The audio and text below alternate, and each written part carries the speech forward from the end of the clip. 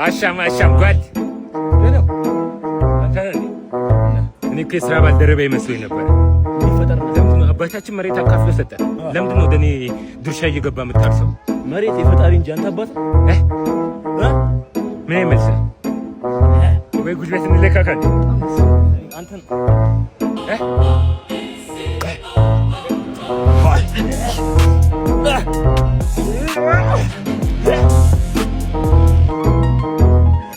አባት ሪል ስቴት ግዛ። የምር ተወደዋለህ? ምንም ነው የምወደው። እንደው ፊቴን ስታዩ ሪል ስቴት የመግዛት አቅም ያለኝ ሰው መስላለሁ? ኪሴ በብር ሆዴ በምግብ እጦት ተጣብቆ ሪል ስቴት ግዛት ይኛለሽ? እዛ ፌደራል ሪል ስቴት ለምንድን ነው ችግር የምታስታውሱኝ? ሲማውጣ ይለኛል። የሲም የሌለኝ ሰው የሪል ስቴት ልግዛ ወይ? ነይ ኑሮ የላሰይሽ ነይ። እንኳን ደህና መጣሽ። እንግዲህ ያው ቤቴ እቺው ነች ቤቴ። እንግዲህ ገባገራ ወጡን የኔ እናት ወጡን እንግዲህ እንደምታየው ነው ቤቴ። ምንም በምንም ነች፣ እንዲህ ምንም በምንም ነገር ነች። እንጀራ እንዳንሶላ የሆነ ኑሮ ነው የምኖረው።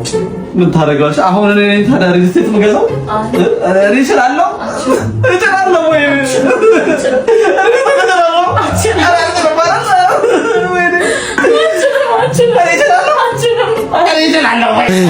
አየሽው አይደል ህይወቴን? አየሽው ኑሮዬን? አንቺ ሪል ስቴት ግዛ ምናምን ትይኛለሽ እዚህ። በጣም አዝኛለሁ ከምር። እና ሪል ስቴት አገዛ?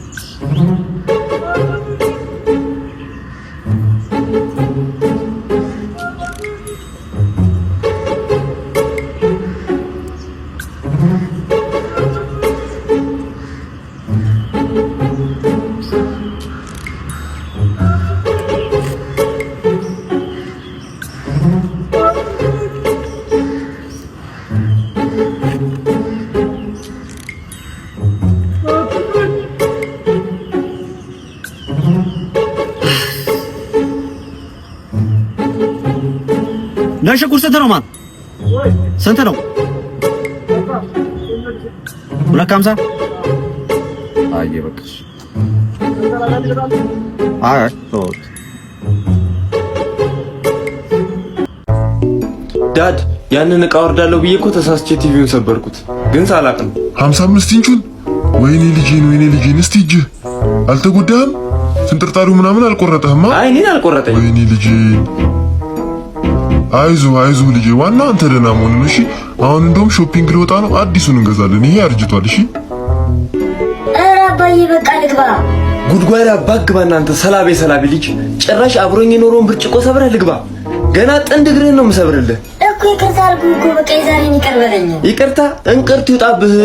አንተማ ተልኮ አለ፣ ሂድና ግደለው አጥፋው ያለ ሰው አለ። ብርጭቆ ይጠቅመኝ ነበር ካንተ ቢኖር። ሂድ አሁን አይነና ላይ ሂድ ውጣልኝ። እንዴ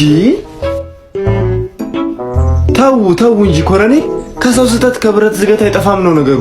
እንኳን ብርጭቆ የሰው ህይወት ሲጠፋ የለም እንዴ? ምን እባክዎት አባ፣ ሌላው የቀረው ሲቅር አብሮኝ የኖረውን አንድ ክቡር ዘበኛ ብርጭቆዬን እኮ ነው የሰበረው።